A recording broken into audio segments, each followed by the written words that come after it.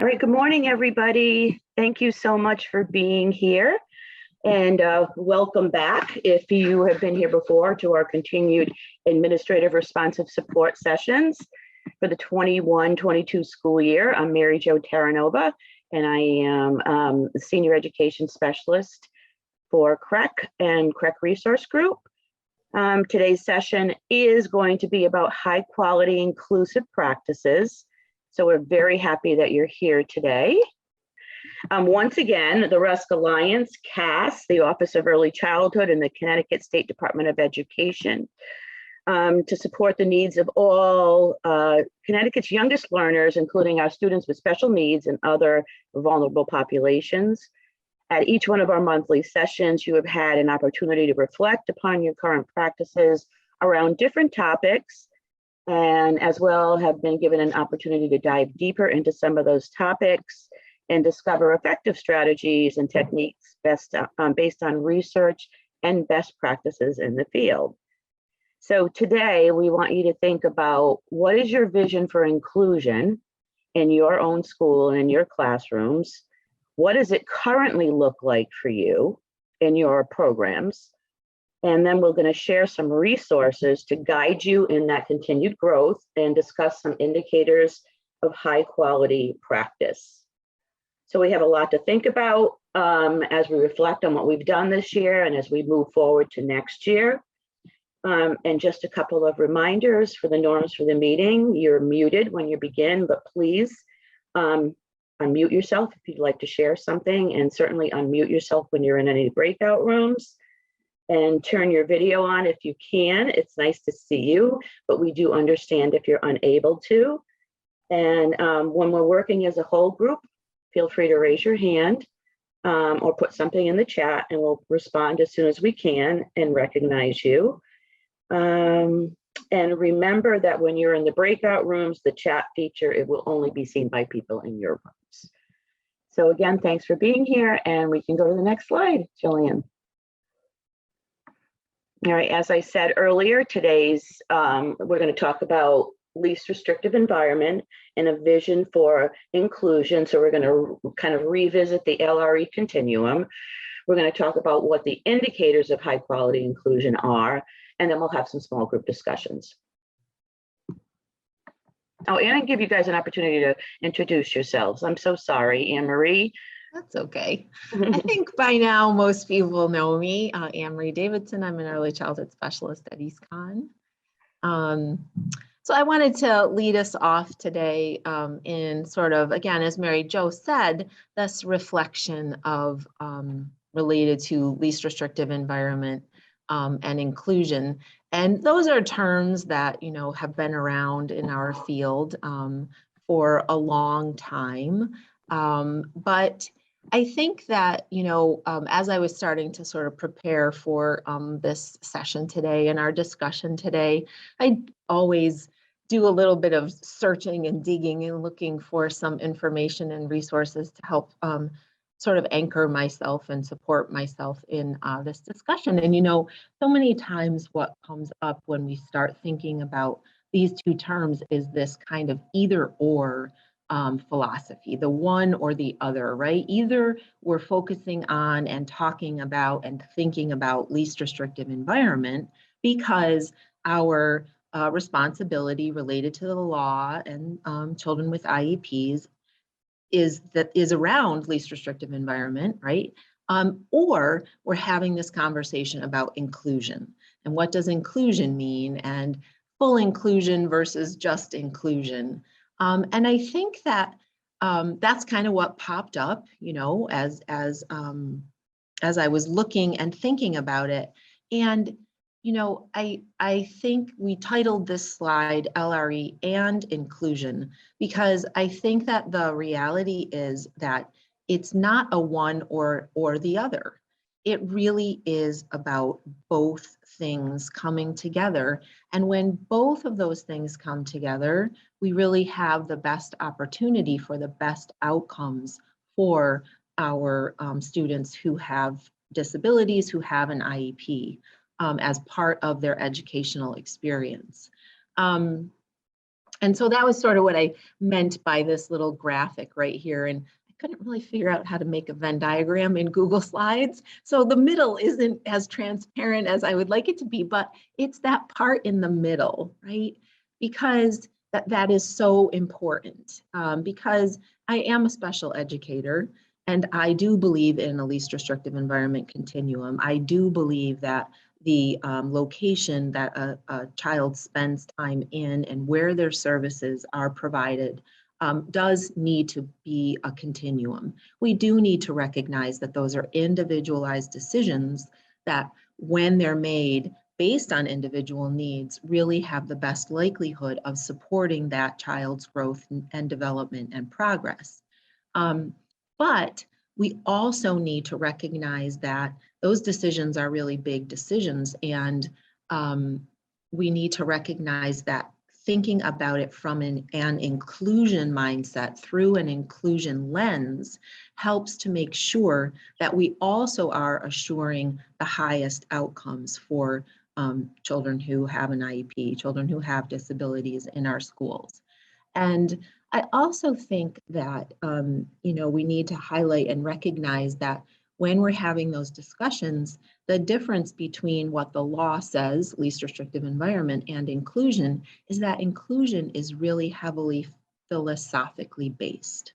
It's a philosophy that we hold or don't hold or hold somewhere in the middle. And that philosophy drives our vision for how we support children, students in our schools. And so I also put on this slide, people who have heard me before in trainings probably have at some point heard me talk about that structure, philosophy, policy, structure, and practice, that frame, using those 4 pieces, right? Because very often what we see is that our practices reflect our philosophy. And so it's really, really critical that we spend time related to thinking about least restrictive environment and inclusion, where we spend time thinking about what is our philosophy and what is our vision for those 2 things, either in our building or in our classroom, in our program, so that our practices really reflect high quality practices to support the best outcomes for students with IEPs. So again, just to kind of go back, I really don't think it's an either or, I think it's both. I think we have a responsibility to assure that we have a least restrictive environment, a continuum of least restrictive environments and options and opportunities for students. And I think we also need to think about it through an inclusion lens, through an inclusion frame, because that helps to support our practice as well. So what we wanted to share with you today is something that is a joint position statement that has been issued. It was a while ago, it was in 2009 through NAEYC and DEC. And they have a joint position statement on inclusion. Jillian just put in the link to the full position statement. And then in a minute, we're going to go into some breakout rooms and have a discussion. You guys will have a chance to look at the definition of inclusion from that joint position statement, and also to look at 3 terms that they identify within that position statement, which should, again, resonate with us because those terms are access, participation, and supports. And when we think about our responsibility to kids who have IEPs, we are responsible for providing access and participation in the general ed curriculum. So those terms are in that statement. So you're going to take a few minutes to review the definition that's in that handout, and then to briefly look through the definitions of access, participation, and supports. And then we'd like you to have a discussion about those items that are on the screen. And Jillian also just dropped a note catcher into the chat also for you to be able to take some notes in as you're discussing. And it will have those 3 items in the note catcher. So you don't need to worry about, oh my gosh, what did that slide say when we get to our breakouts? Because if you're like me, my memory is bad. And yeah, so again, review that handout that I'm going to pop in the chat right now, because you're going to need that before you go into your breakouts, and then have that discussion around those items. All right, any questions, comments, thoughts? I just talked at you quite a bit. Anything that you feel you want to share with the whole group before we go into our breakouts?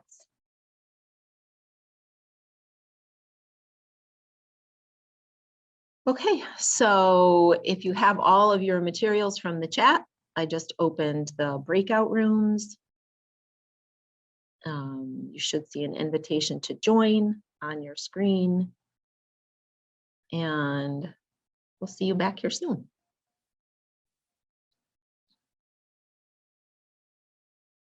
All right. So we pulled this in again. I think this is a really helpful graphic when we're thinking again about both of those terms, least restrictive environment and our obligation in terms of how we support learning for students with disabilities, as well as the reflection of an inclusion philosophy. Because what it really says is that, you know, we're responsible for designing learning experiences for all students, and in a really basic way that kind of applies at any grade level. It doesn't matter if we're talking about preschool or kindergarten or first grade or sophomore year in high school, right? Teachers and schools are responsible for providing learning experiences that lead to a benefit for students. In order for any student to reach that benefit, they have to be able to access and participate in that learning experience, right? And so when we think about how we support, and you guys, you know, sort of hit the nail on the head when you are asking that question about general ed teachers and their training, when we're thinking about supporting access and participation, again, really for all students, we think about how we are intentional about providing supports for all students, and then also thinking about those individualized needs for some students.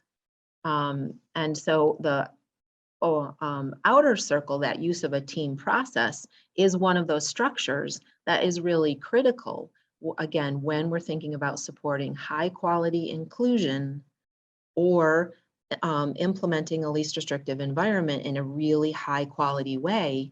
One of those structures that really needs to be in place is opportunities for team process to happen. And so again, when we go back to that philosophy, policy, structure, and practice, when we think about why those outcomes related to high quality implementation of least restrictive environment and inclusion aren't happening, it could be because we're missing a structure to help support it. And it could be that we're also missing practices like knowledge base of the general ed teachers. All right, so we really need to think about all of those components as we reflect on our high quality inclusive practices.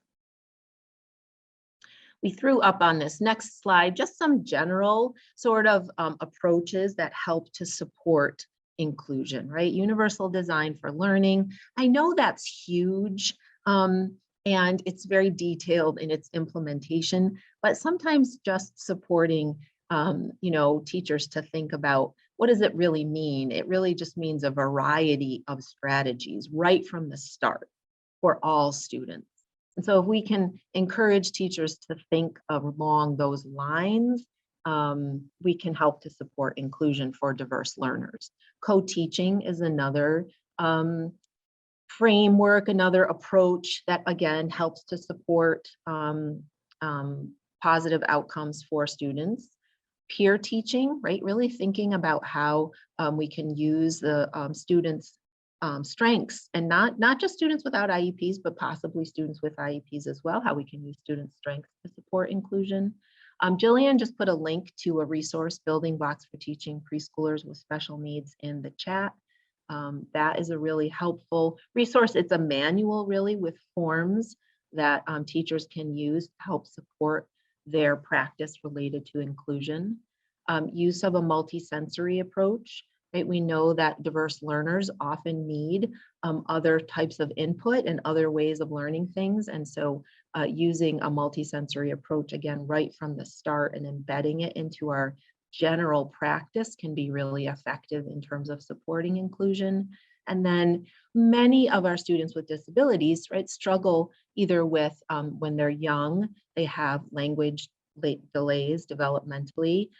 When we have neurodevelopmental differences, auditory processing, language processing can be really affected. So the use of visuals in our environment is a really effective strategy to support inclusion as well. So again, just sort of a laundry list of some overall things that are effective practices and frameworks that help support inclusion. Right, I'm going to turn it over to Mary Jo for another opportunity for some interaction and discussion, but thank you all very much. Jillian, actually, could you go back 2 slides? I want to point something out before we, and talking about all those things that we offer, I also want to point out where that graphic is from, again, if you don't remember, because we use this graphic a lot because it really just says it all. But that's another great resource, the CTL supplemental document, Diverse Learners, and that is on page 5. And again, it's that deep dive into really what does access and participation look like in our early childhood setting. So I just wanted to kind of point that out a little bit more. And now I'm going to put the link to the Padlet that's on that slide in here. I know you have it, but just so we have it in a different place. And I'm going to share my screen and share the Padlet, Jillian. So we all know the LRE Continuum. We've all been doing this for a really long time. So we just created this Padlet just to give us all an opportunity to think about, excuse me, where our programs are in regards to the continuum. So you don't necessarily have to add anything to this continuum. You could use it as a resource with your teachers. I must have had some found time when I was creating this because I added pictures for all of them, but we've got our general education classroom as the least restrictive environment on the LRE continuum. Then we go to the gen ed education classroom with pull-out services. And then we have our community-based programs. And then within those programs, we have itinerant, consultative, shared placements, and in some cases, remote services for the past 2 or 3 years at least. And then we have our self-contained public school classroom. And then we have our self-contained private special education facility.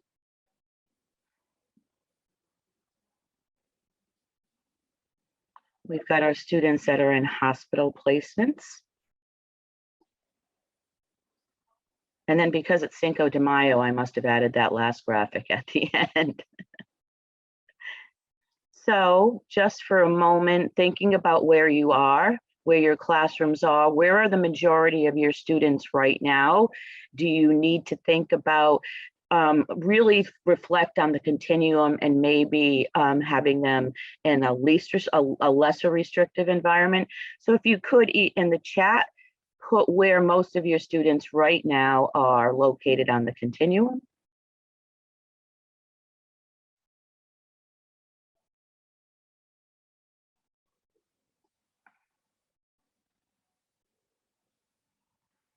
I'm going to stop the share because I guess you guys have the link.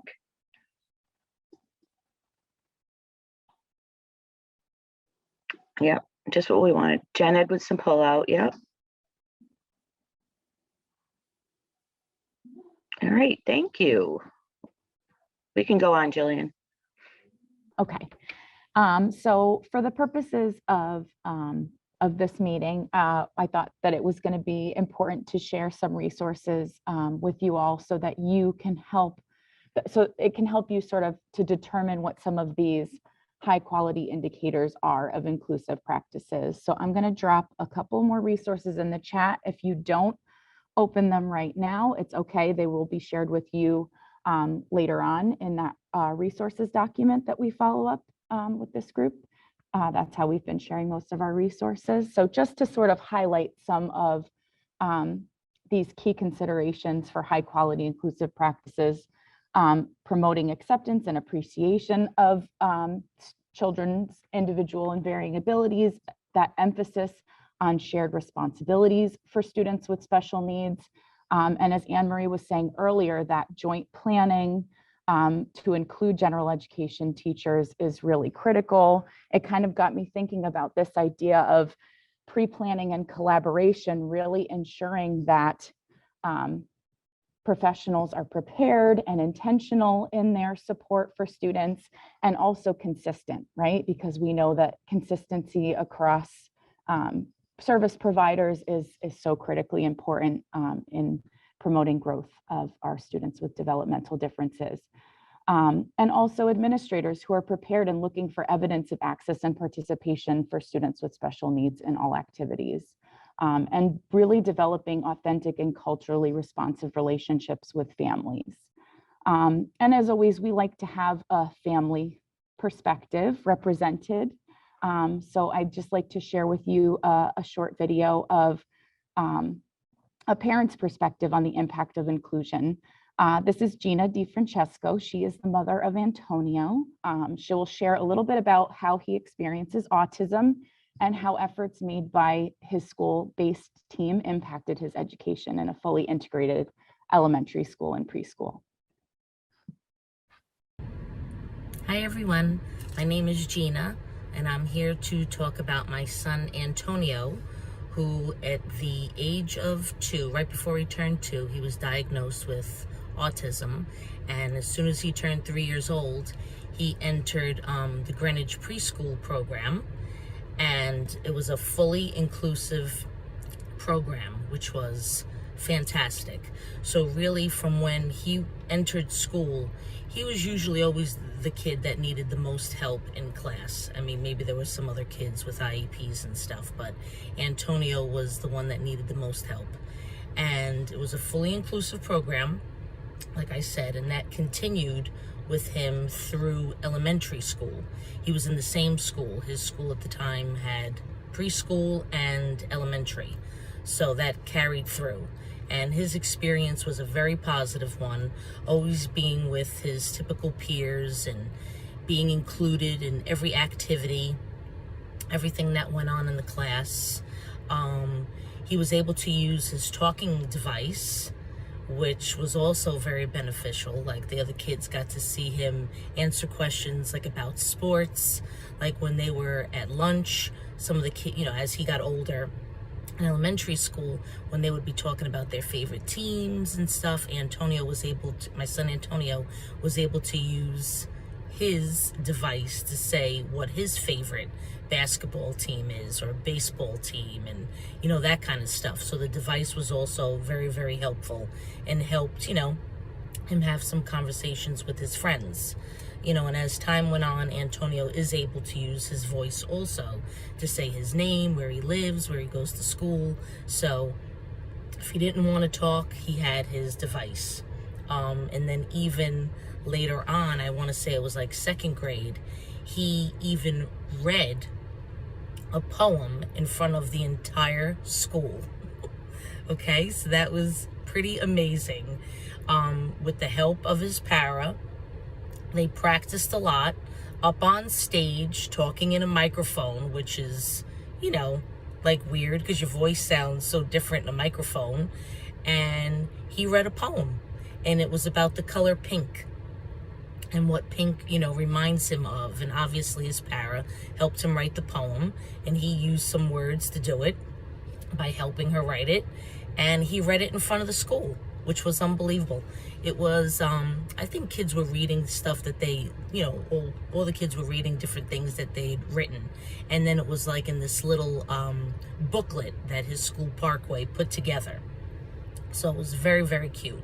We would also have an autism awareness event every year where the typical peers would use, instead of their voice, they would use their device.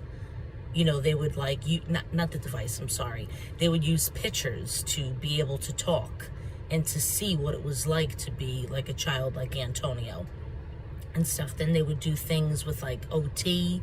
They would have like sand and do stuff with that, and the kids loved it. They loved having the event every year and to see how, you know, other kids are like that are not like them. And he was with his typical peers most of the day. He did get pulled out for some services, but push-ins were always first and foremost.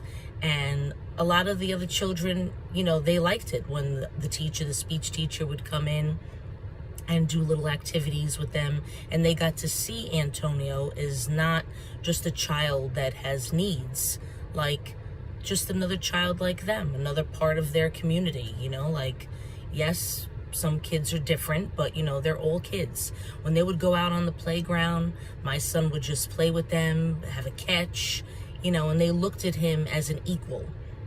So it was extremely beneficial to always be with his typical peers.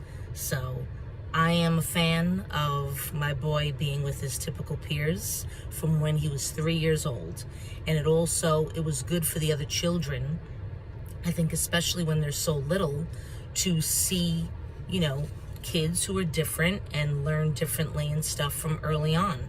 So as they get older, they're used to him and they understand him, and it was a great experience. So I'm all for it. Thank you. Bye. Okay, so just to follow up on a few things mentioned by Gina in the video, she talked about AAC, or augmentative communication devices, being available for her son, not only in an academic setting, but also in a social capacity. She mentioned that he was invited to share his writing during their writers' workshop assembly, but time and planning and preparation went into making that moment possible for him and for his family.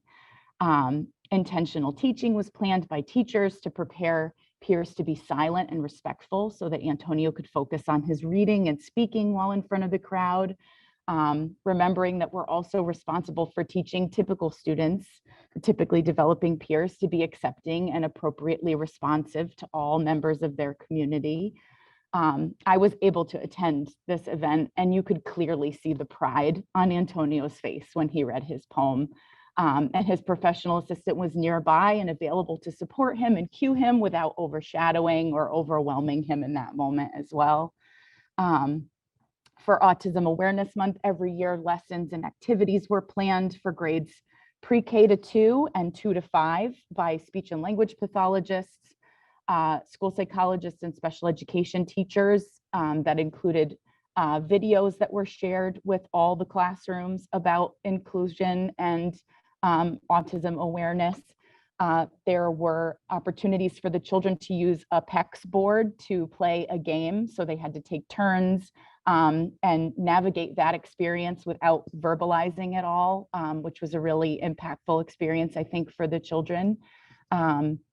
They took tours of the OT room and got to experience some sensory support equipment that was featured there and talk about how it made them feel afterwards, just so that they would have that perspective on sensory regulation as well. And books were shared that featured characters who experienced the world differently. So overall, the takeaway from what Gina shared is that Antonio being included in general education to the greatest extent possible.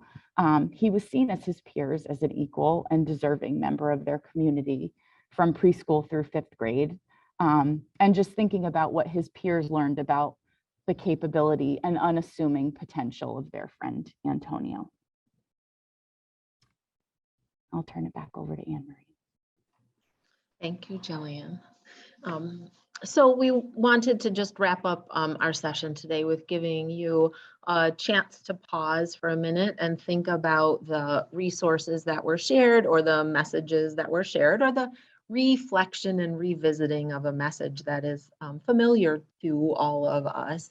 And think about the inclusive practices that you utilize in your building or in your program, in your classroom, and just pause for a minute since it's almost the end of our time together, we won't do this as a breakout, but just again, pause for a minute, think about the resources that were shared, the joint position statement, the link to the ECTA resources that help to articulate high quality inclusive practices, certainly the video from Antonio's mom, and think about what is something that you might adjust or change or utilize in terms of supporting high quality inclusive practices. So I'll just pause, I'll give you a minute to reflect, and then we'll just ask you to share either in the chat or you can unmute yourself and share.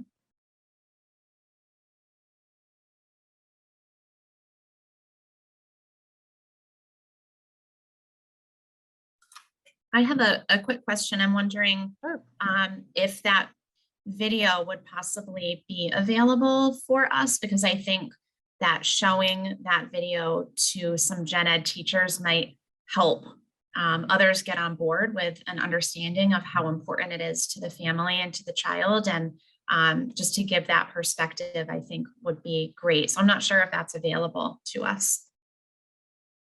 The session is being recorded, so you'll have access to the whole session. And then I'm sure Gina would be more than happy to share this message with anyone. She was very, very eager to help me out with sharing this message with you all. So Thank you. I think that, so we can ask, and then we could also upload the file to Google and share a link just to the video if Gina is okay with that. So. And Amy has her hand raised. Amy? Hi. I had the privilege of not only working in preschool, but also working with students who are in their transition ages, 18 to 22. And the preschool program that was started more than 25 or 30 years ago. And so those preschool students who were started in an inclusion setting with full inclusion went through the transition program with me. And I want to say that one of the pieces that I try to remind everyone is that when you transition out at 18 to 22, your world is not going to be divided into students with needs and students who are in the general education classroom. The students that transitioned out of that 18 to 22 program, they have jobs. They're getting paid. They're really as independent as they possibly can be.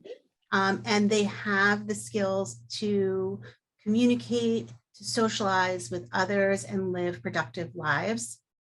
They were not expected to only work with other people who had disabilities.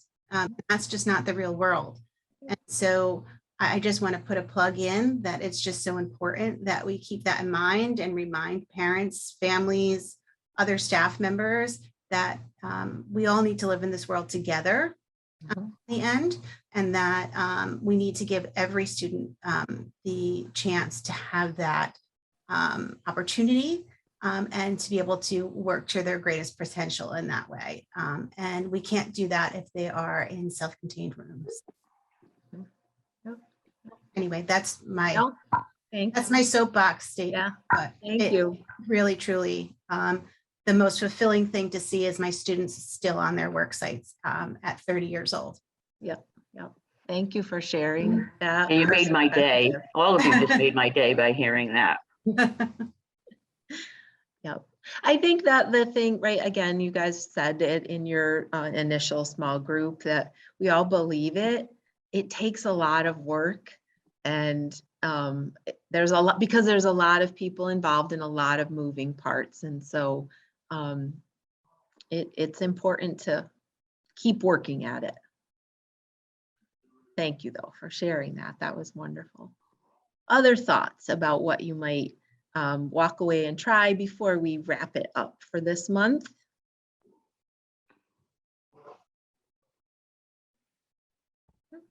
Well, we hope you find, I know you may not have had a ton of time during this session, but we hope you find the resources helpful.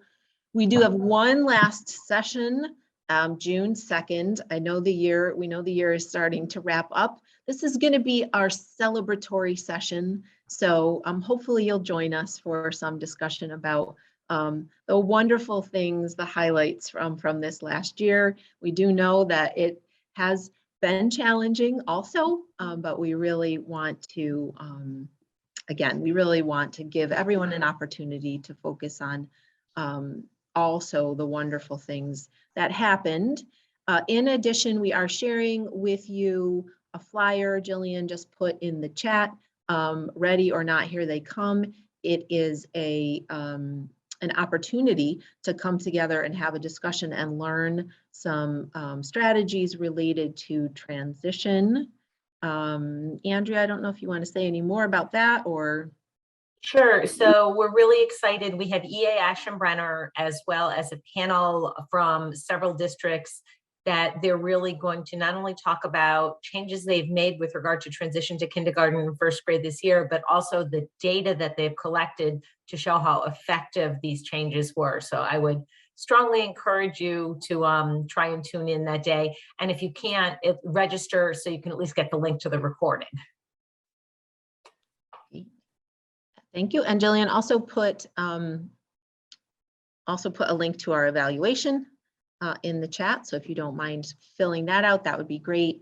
And last but not least, a little graphic to sort of summarize and wrap it all up certainly was expressed in Gina's video and in the comments you guys made today. So thank you very much, everyone, for being here. Any last minute thoughts, comments, questions?